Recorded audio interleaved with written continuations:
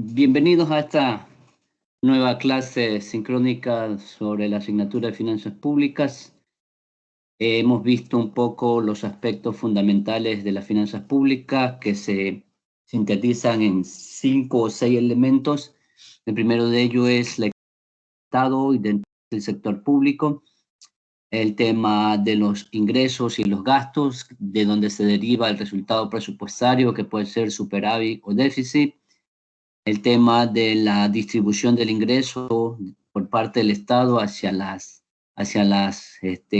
instancias de menos ingresos y el endeudamiento público, que son los temas que más adelante se van a desarrollar con mayor amplitud, pero esa es la base fundamental de que habla las finanzas públicas. También observamos en el tema anterior el alcance que tienen las finanzas públicas en la economía y la incidencia en el ahorro, por ejemplo, en el consumo, en la inversión, dependiendo del tipo de modelo que se aplique en la economía, pues las finanzas públicas van a incidir de forma positiva o de forma negativa en algunos indicadores macroeconómicos importantes.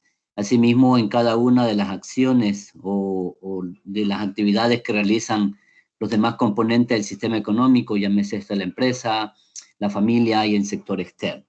Entonces, la pregunta para este tema de hoy día es cómo se aplican las finanzas públicas, visto que tiene que ver con todo eso y la incidencia que tiene. Entonces, para ello, las finanzas públicas se la pone en práctica a través de la aplicación de la política fiscal y los instrumentos de política fiscal que tiene todo gobierno para implementar.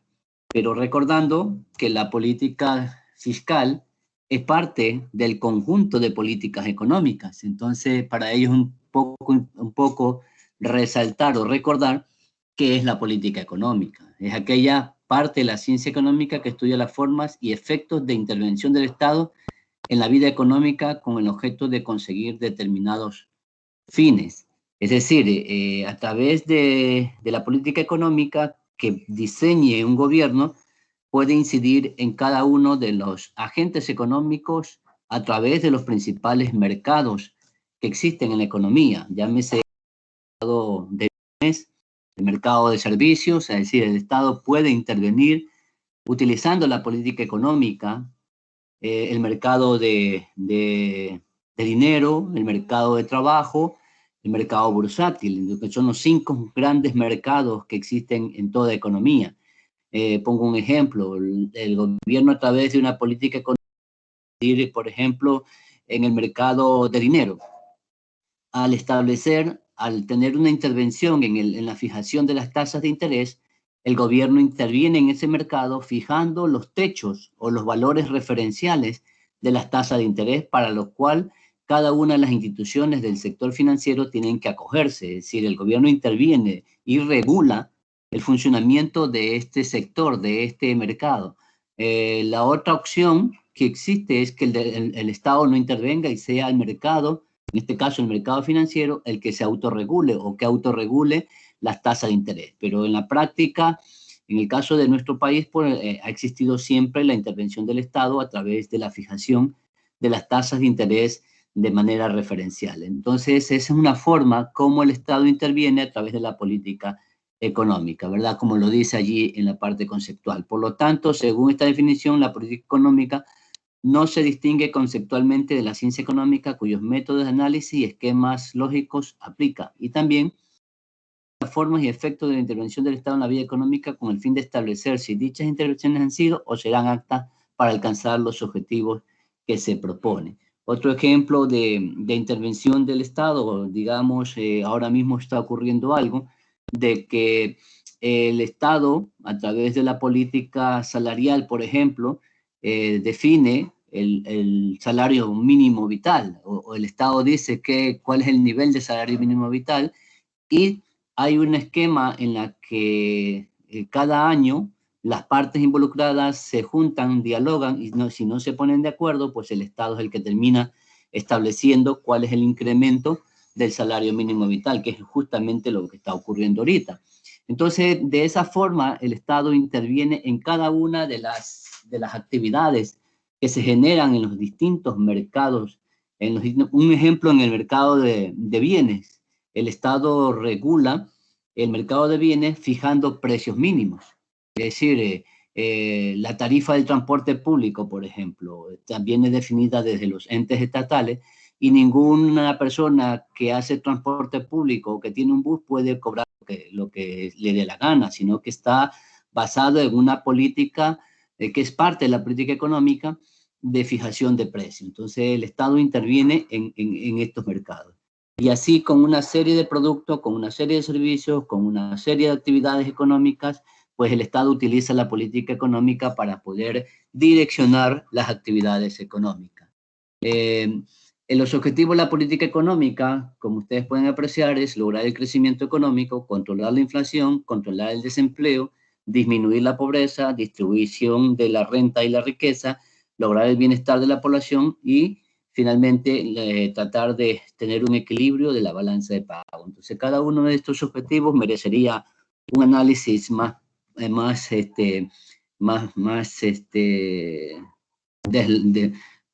en ese sentido, de poder interpretar cada uno de estos objetivos más detallado, un análisis más detallado, pero lamentablemente el tiempo no nos da, pero queda este tema para el criterio de ustedes, que lo puedan analizar y replantearse dentro de ustedes si realmente, en el caso de Ecuador, pues el Estado o el gobierno está logrando este tipo de objetivos al aplicar la política económica. Dentro de la política económica, pues en su aplicación se subdivide en política fiscal, política monetaria, política cambiaria, política financiera, política social, política comercial, política salarial, política de inversión, política de industrialización y una serie de políticas de menor alcance, pero dentro de estas que estoy mencionando y que están en pantalla, pues las 5 primeras, las 6 primeras o 7 o todas estas tienen mucha importancia.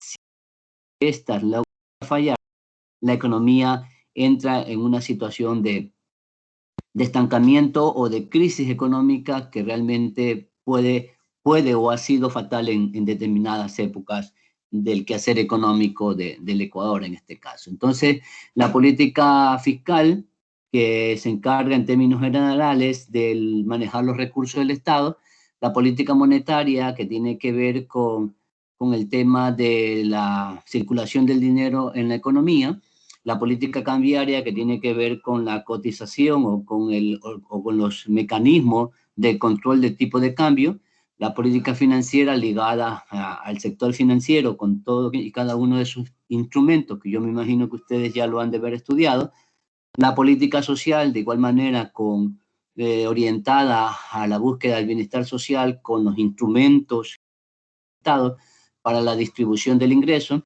la política comercial, asimismo, que tiene que ver con las condiciones que se generan en el intercambio comercial con el resto del mundo, donde hay instrumentos importantes como, por ejemplo, los aranceles o las medidas no arancelarias, que son parte de la política comercial, los procesos de integración, por ejemplo, la política salarial, que más o menos hemos mencionado algo de lo que está ocurriendo ahora, y la política de inversión, que tiene que ver con la formación bruta de capital fijo, tanto del sector público como del sector privado. Aquí entra, por ejemplo, el tema de la inversión extranjera también. Entonces, cada una de estas políticas forman el conjunto de la política económica que, al ser implementadas, pues tienden a que el Estado logre ciertos objetivos como los que ya habíamos mencionado. ¿Por qué hago este énfasis? Porque quiero situar las finanzas públicas y su aplicación, es decir, decíamos, ¿cómo se aplica? Se aplica a través de la fijación y ejecución de una política fiscal. La política fiscal es la que tiene directamente que ver con el funcionamiento de las finanzas públicas ya en la práctica, porque si hablamos de finanzas públicas en términos teóricos, pues ya lo hemos mencionado, pero la pregunta es, ¿cómo se aplica en la realidad? Pues se aplica a través de la fijación y ejecución de la política fiscal. Entonces, en ese sentido, ¿qué representa la política fiscal? La política fiscal, en términos generales, pues es la dirección gubernamental de la economía mediante la variación del volumen y contenido de los impuestos, deuda pública, gastos públicos, fondos gubernamentales. Es decir, en la práctica no va a ser otra cosa ejecutar lo que indica la finanzas públicas. Y las finanzas públicas, digamos, tiene que ver con esto, con los ingresos, que en este caso, en la mayoría de los países, el ingreso público está representado por los impuestos. Hay gobiernos o hay países que tienen otro tipo de ingresos gracias a las bondades que le da la naturaleza, como por ejemplo el petróleo. En el caso de Venezuela, es uno de los países que exporta petróleo y que recibe el Estado el dinero por petróleo. El caso de Ecuador es exactamente lo mismo, pero hay países como Chile, que por ejemplo el Estado direcciona la explotación del cobre. Entonces, Chile es uno de los países más importantes en el mundo de exportación de cobre y ese dinero entra a las arcas del Estado. Entonces, en el caso de Ecuador es el petróleo y adicional a eso, lo que todo país hace, que es cobrar impuestos para que exista el Estado y el sector público como tal. Entonces, la política fiscal no tendría nada diferente, sino que cumplir con la aplicación de la generación de ingresos, la generación de gasto público, el tema del endeudamiento, el tema de la distribución de esos recursos hacia los sectores de menos ingresos. En este caso tengo aquí una conceptualización de un autor que se llama Pacheco, que en el 2006 entendía la política fiscal como aquella que consiste en la determinación de los ingresos y gastos públicos para conseguir objetivos de eficiencia, redistribución y estabilización. Y por lo tanto es pues uno de los elementos que el Estado puede controlar para moderar las fluctuaciones y estabilizar la economía. Como podemos interpretar esta conceptualización, está ligado directamente a todo aquello que representa las finanzas públicas, pero lo que yo deseo en esta mañana, en esta primera parte, que ustedes hagan esa diferenciación o esa conexión entre lo que es la finanzas pública y las políticas, la vía por medio de cuál se aplican las primeras. Si el Estado tiene la posibilidad de hablar de finanzas públicas cuando aplica una política fiscal. Si no hay política fiscal, no hay finanzas públicas, porque sencillamente no habría gobierno que estaría manejando los ingresos o aplicando estrategias para generar ingresos, y tampoco existiría un gobierno que se dedique a distribuir ese ingreso en el gasto público, en las transferencias, en los subsidios, etcétera, etcétera, ¿no? Entonces, es importantísimo tener bien claro eso, que para que haya finanzas públicas debe existir la aplicación de la política fiscal. En economía, la política fiscal se puede definir como el uso del gasto público, la recaudación de impuestos para influir en la economía. Es decir, usted va a buscar en el internet o en los libros cualquier concepto, puede que uno añada una cosa, otro añada otra cosa, pero en definitiva tiene que ver con esto. Y es una disciplina de la política económica centrada en la gestión de los recursos de un Estado y su administración.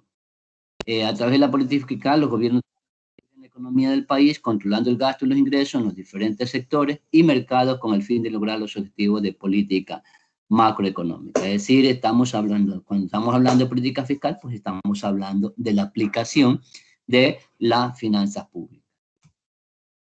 El propósito fundamental, en este caso ya de manera específica, de la política fiscal es crear el ahorro público suficiente para hacer frente al volumen de inversiones planeadas. Adicional a ello, adquirir recursos adicionales mediante el endeudamiento interno y externo y tratar de manipular los diferentes instrumentos tributarios. Ustedes que ya son estudiantes de sexto semestre, pues han debido haber hecho algunos trabajos en la cual los profesores le han pedido pues que verifiquen o que consulten o que investiguen acerca de lo que el Estado hace con el tema de los impuestos, y a eso se llama instrumentos tributarios. Observamos o habremos escuchado en las noticias la cantidad de veces que se ha hablado de los ajustes que se pueden hacer en el impuesto de valor agregado, creación de nuevos impuestos, hay unos que hablan de elevar. Ayer estaba leyendo justamente un candidato propone elevar el impuesto a la salida de capitales al 27%. Recordemos que ahorita en este momento está en el 5%, o sea, sería una situación monstruosa elevar un impuesto a ese nivel, a esa magnitud. Bueno, pero el candidato sabrá por qué razón propone eso, estará dentro de su esquema de política económica que pretende aplicar, pero en todo caso, de eso se trata, la manipulación de los instrumentos tributarios. Por ejemplo, en el caso de Rafael Correa, en su momento tuvo una maniobra muy exitosa en el sentido de que manipuló un instrumento tributario para lograr un fin de redistribución. Es decir, un candidato, me acuerdo en aquella época que estaban justamente también en campaña, pues un candidato propuso elevar a $50 el bono de desarrollo humano, que en ese entonces estaba a 30 o 35, según recuerdo. El candidato lo proponía, que una vez que ganara lo iba a hacer. Entonces Rafael Correa, de manera muy ágil, manipuló ese instrumento y incrementó, siendo gobierno y candidato, incrementó el bono a $50. Pero ¿cómo iba a financiar ese incremento? Que fue la parte de manipulación exitosa que yo le llamo, que tuvo este presidente, fue eliminar un instrumento tributario que tenían las empresas, en este caso el sector financiero, que fue eliminar el 10% del anticipo del impuesto a la renta, es decir, una exoneración que tenían del impuesto a la renta del 10%, que ya el Estado lo dejaba inhabilitado para que ese dinero los sistemas financieros lo pagara y con el incremento del bono. Fue una maniobra electoral muy importante que tuvo mucho éxito y el otro candidato se quedó sin piso. Es decir, ya no tenía que proponer porque sencillamente, de manera inteligente, pues Correa le había ganado la idea y como tenía la posibilidad del gobierno de manipular esos instrumentos, pues lo hizo. Y realmente fue una situación que llamó la atención en aquel momento. Entonces, de esa manera, la política fiscal se puede utilizar para generar determinados fines. En este caso era un fin de redistribución que incrementaba una transferencia de 30 a $50 para aquellos sectores que estaban recibiendo en ese momento este beneficio. Entonces, en los objetivos de la política fiscal también lo podemos medir a corto plazo, a largo plazo y de manera simultánea. Visto desde esta óptica, dice, los objetivos pueden ser estabilizar la economía y el ciclo a través del saldo presupuestario. Es decir, la idea es que la economía funcione adecuadamente, el gasto público cubra todos aquellos valores que se requieren, que no haya atraso, que no haya disminución de gasto público. Con esto la economía sigue funcionando adecuadamente y si llegase a existir algún saldo presupuestario negativo, pues el gobierno maniobra tranquilamente a través de instrumentos de política fiscal que puede llevar a la práctica para equilibrar en el corto plazo la economía. Algo de esto ha sucedido con el tema en estos meses que el gobierno ha logrado un poco conseguir el objetivo de estabilizar la economía a través de la generación de ingresos, no por la fuente normal de los impuestos, ni por la fuente ordinaria del acudiendo a un financiamiento externo que, gracias a Dios, lo logró maniobrar de manera adecuada y pudo tener acceso a esos fondos internacionales. Que haya sido positivo, que haya sido negativo, en el corto plazo vemos que ha sido positivo porque el gobierno ha podido cumplir con todas las obligaciones pendientes que tenía. Hay una parte que no se está todavía cumplida, pero que de acuerdo a las noticias que estaba yo revisando el día de ayer, pues en estos días, en estas semanas, sobre todo a los gobiernos autónomos descentralizados, pues va a cubrir cerca de 704 millones que estaban pendientes. Entonces, en este corto plazo, pues la idea es esa, de la política fiscal, tratar de estabilizar la economía para que no haya incertidumbre, para que los agentes económicos puedan funcionar adecuadamente, para que el dinero que fluye desde el Estado hacia los demás sectores por las distintas actividades que este hace, pues siga al día, es decir, si se puedan cumplir los objetivos de cada uno de los agentes. En el largo plazo persigue incrementar el crecimiento del país mediante el gasto de inversión y desarrollo en educación e inversión, infraestructura y el ingreso de incentivos hacia el ahorro. Es decir, en el largo plazo, la política fiscal lo que pretende es que la economía entre en una dinámica de crecimiento y de desarrollo más prolongado. Es decir, no son situaciones que hay que resolver, sino que se van planificando, por decir, la construcción de obra pública de gran alcance, hablando de hidroeléctricas, hablando de carreteras, hablando de puentes, hablando de planes de vivienda, etcétera. Son objetivos que la política fiscal ayuda a conseguir mediante el manejo de los recursos del Estado. Y de manera simultánea, pues persigue el objetivo de la equidad y la redistribución de la renta. Es decir, como decíamos, la finanza pública tiene un gran alcance y por lo tanto, al ser aplicada por la política fiscal, estos objetivos se mantienen. No sé si hay alguna pregunta hasta aquí, jóvenes, para continuar en el relato. Si no hay ninguna pregunta, pues yo continúo hablando y hablando y hablando. Doy la pauta para que haya alguna participación de ustedes y no sea monótona la clase.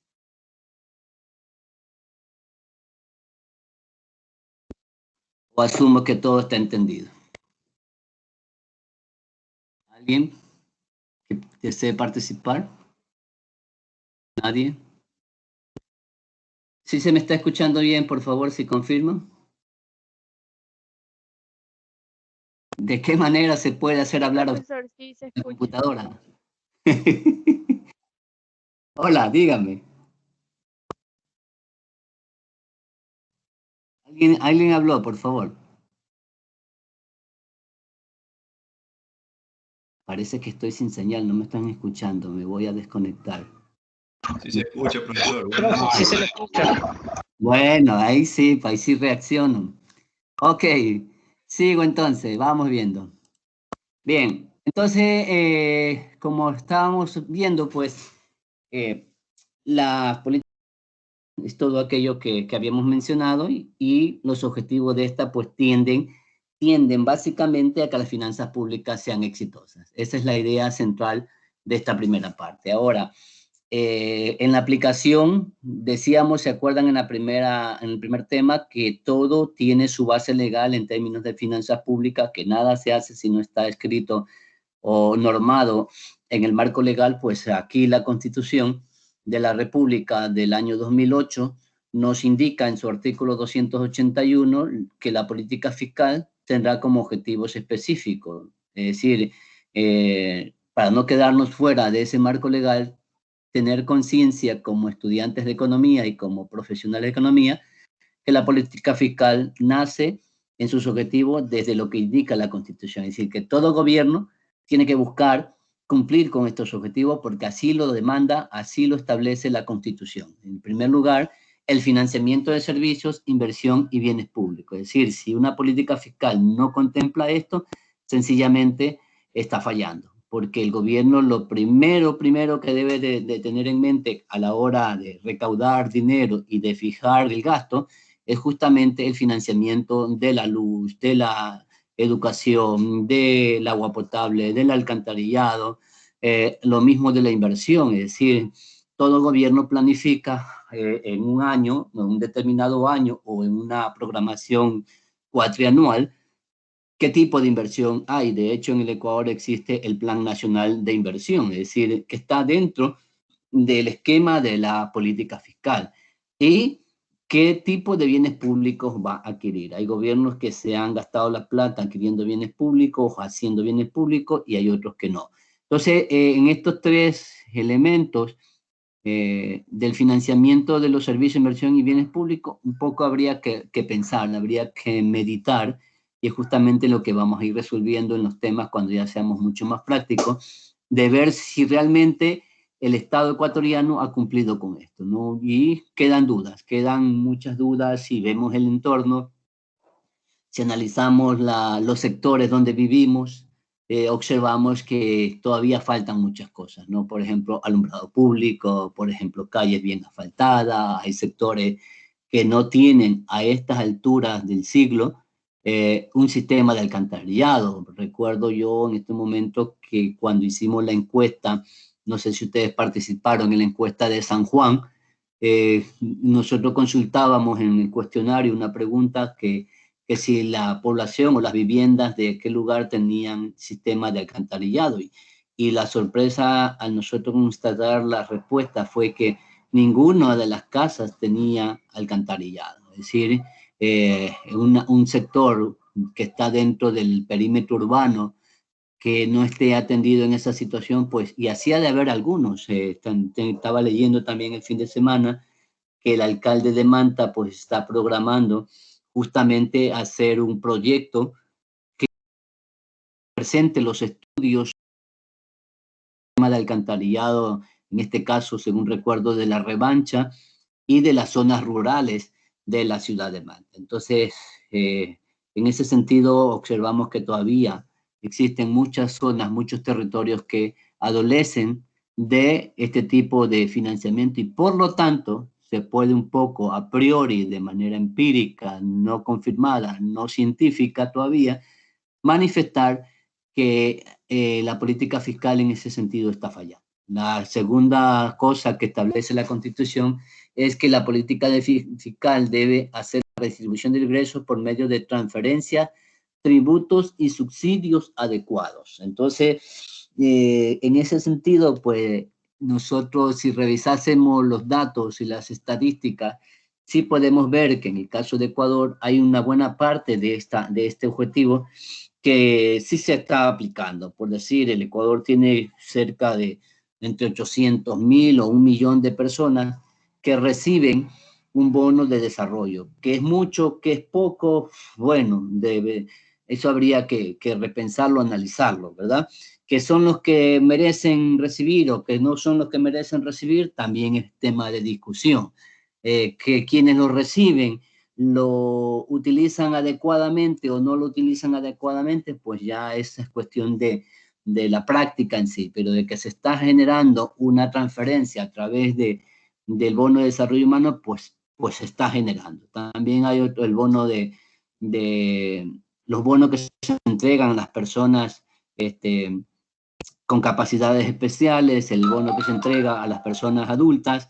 Entonces son cosas que de una u otra manera se han venido cumpliendo en el caso de Ecuador. Ayer estaba leyendo o estaba viendo en las noticias internacionales que, por ejemplo, en Chile, el gobierno va a entregar un bono bastante oneroso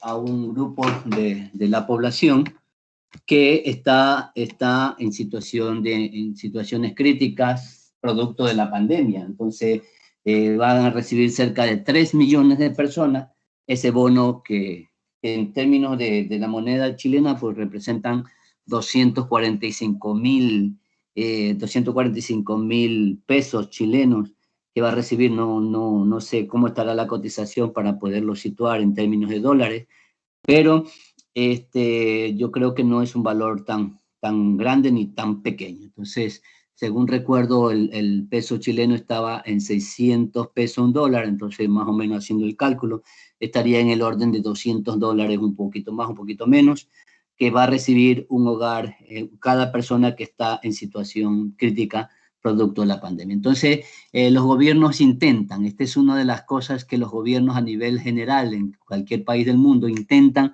generar, lo que se llaman las transferencias.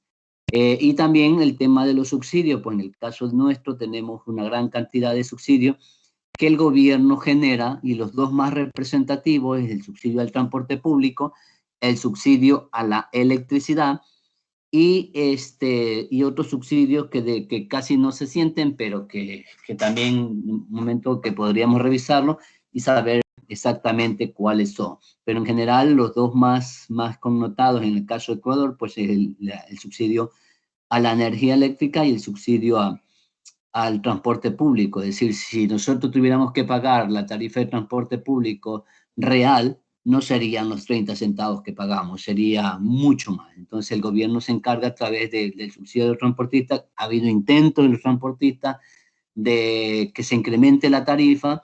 Ahora en Quito estaba escuchando que se va a incrementar un valor. No he leído muy bien por qué razón, pero en todo caso es parte de todo esto. Entonces el Estado trata de generar un impacto menor al momento de que las tarifas son subsidiadas. Entonces, de eso se trata, y esto está normado, esto está en la Constitución de la República. Es decir, que todo gobierno, cualquiera que sea, tiene que cumplir con este objetivo. Bien, listo. Otra de las cosas que tiene la política fiscal que cumplir es con la generación de incentivos para la inversión en los diferentes sectores de la economía y para la producción de bienes y servicios socialmente deseables y ambientalmente aceptables. A ver, en este caso pongo un ejemplo bien claro. En el momento, ¿cómo incentiva la política fiscal a la inversión?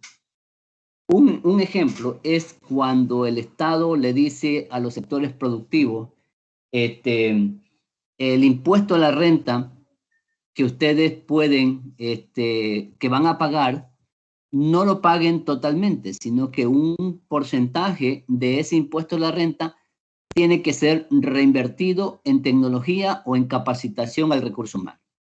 Entonces el Estado está generando un incentivo allí para que la inversión pueda ver que tiene posibilidades de comprar más tecnología o de capacitar a su recurso humano.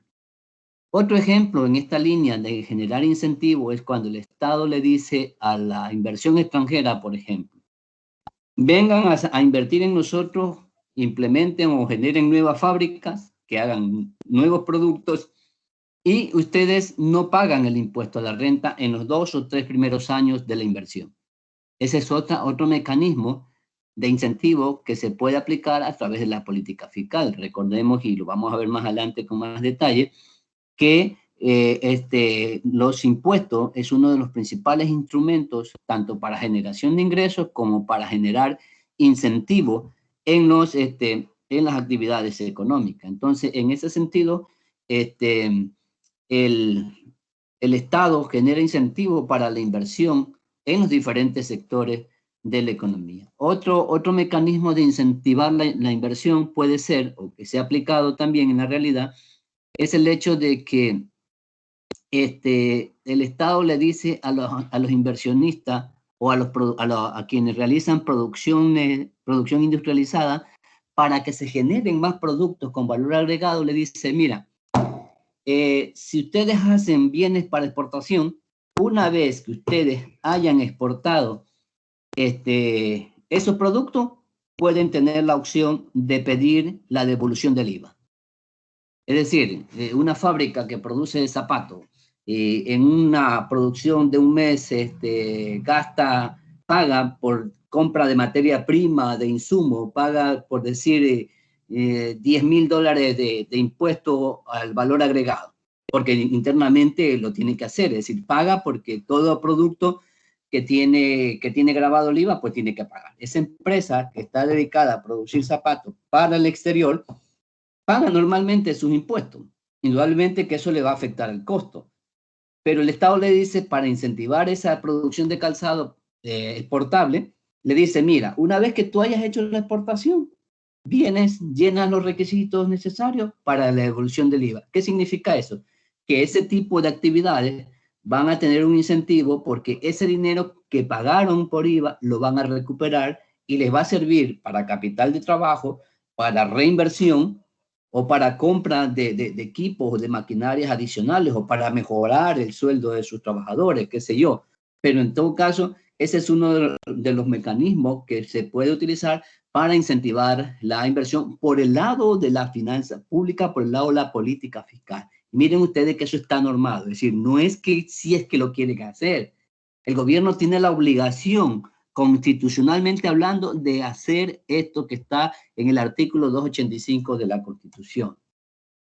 Entonces, la idea es esa, ¿no? O sea, la política fiscal, como parte de la ejecución de la finanza pública, pues pretende, está normado que tenga una incidencia muy grande en el quehacer del conjunto de la economía. Ahora, esto creo que ustedes ya lo han de haber visto de manera muy detallada, supongo yo. La política fiscal tiene dos grandes orientaciones, según los efectos que produce sobre la economía. Puede ser una política fiscal expansiva o puede ser una política fiscal restrictiva. Expansiva, cuando el objetivo es estimular la demanda agregada, especialmente cuando la economía... Parece que está pasando un tren. Ahora sí. Cuando el objetivo es estimular la demanda agregada, especialmente cuando la economía está atravesando un periodo de recesión y necesita un impulso para expandirse. Como resultado, se tiende al déficit e incluso puede provocar inflación. A ver, ¿qué pasa si la economía, supongamos en este momento? En estos momentos los sectores productivos están afectados. La gente está afectada. El consumo está afectado. La producción en determinados sectores de la economía está decaída. Entonces, el Estado, si tuviera plata en estos momentos, el Estado ecuatoriano en estos momentos no tiene dinero, pero vayamos al punto de que hubiésemos sido más inteligentes y tuviéramos un fondo de ahorro de, digamos, de 50.000 millones de dólares, ¿verdad? Durante la pandemia, si hubiésemos tenido ese dinero, estuviéramos en el paraíso nosotros. Hubiésemos podido sobrellevar de mejor manera el tema de la crisis fiscal. ¿Por qué razón? Porque con esos 50.000 millones de dólares, el Estado pudo haber aplicado una política fiscal expansiva a través de las diferentes vías que tiene la política fiscal de viabilizar que el Estado inyecte dinero a la economía. Pudo haber dado bonos a los sectores productivos, pudo haber dado un sueldo permanente en los últimos 9 meses a las personas que tenían trabajo del sector privado o del sector público, pudo haber creado mucho más aspectos a esta altura de obra pública para incentivar el sector de la construcción y con ello una gran cantidad de actividades complementarias. Ustedes saben perfectamente que uno de los sectores que más efecto multiplicador tiene en la economía es el sector de la construcción. Entonces, en ese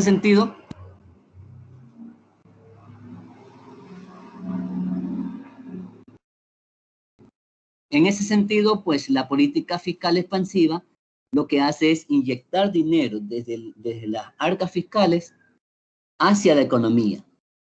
Como no podía sacar dinero de la economía producto de impuestos porque las actividades están estancadas, utiliza el ahorro. Pero como no tenemos ahorro, no se pudo dar. Y por eso estamos como estamos. Ahora, la política fiscal restrictiva.